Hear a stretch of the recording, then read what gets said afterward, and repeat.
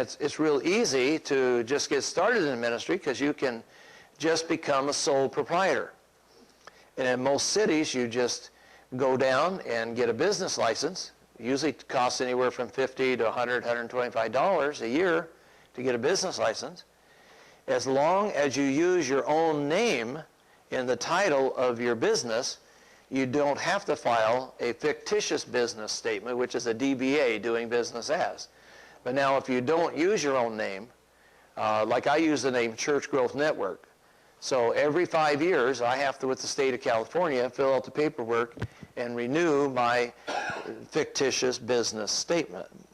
Fictitious business statement, right. DBA, doing business as. So in the state of California, it's Gary L. McIntosh, doing business as Church Growth Network. Now, if your name's in the title, you don't have to do that because everybody knows who you are then. But they have to have a legal way for people to check up and say, well, who is the Church Growth Network? You know, who is the owner of that business? But to really get started, all you have to do is get a business license, and that costs a minimal amount of money, typically $75 to $150 a year, depending on your city. Then you've got your license. With that license, then you can open a checking account in the name of your business. You can go to your bank and you can open a checking account, and you can begin to separate your personal funds from your consulting funds. Pardon?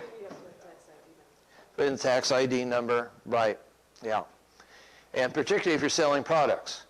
So for me, I'm selling books and stuff like that. In the state of California, I have to charge sales tax. Here I don't, but in California, if I sell in California, I have to charge sales tax for people. So we have to, once a year, pay our sales tax to the state of California.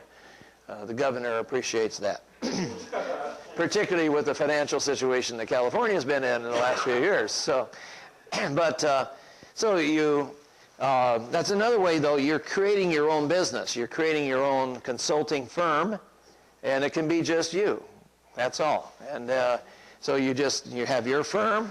You're the principal sole proprietor, and you're starting this business. Now, when you're a sole proprietor, you're also at risk because if somebody sued you, they're suing you, and that includes your personal assets and things like that.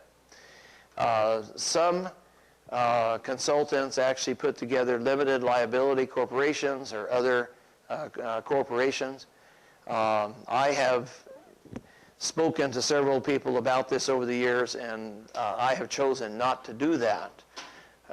For the most part, churches do not sue people. And I work primarily with churches, and so I've been willing to take that risk, and so far it's been okay. But who knows about the future, right? But anyway, you create a platform. You're creating a platform for yourself by creating your own ministry, creating your own business, and then being able to advertise yourself. So you need to think this through.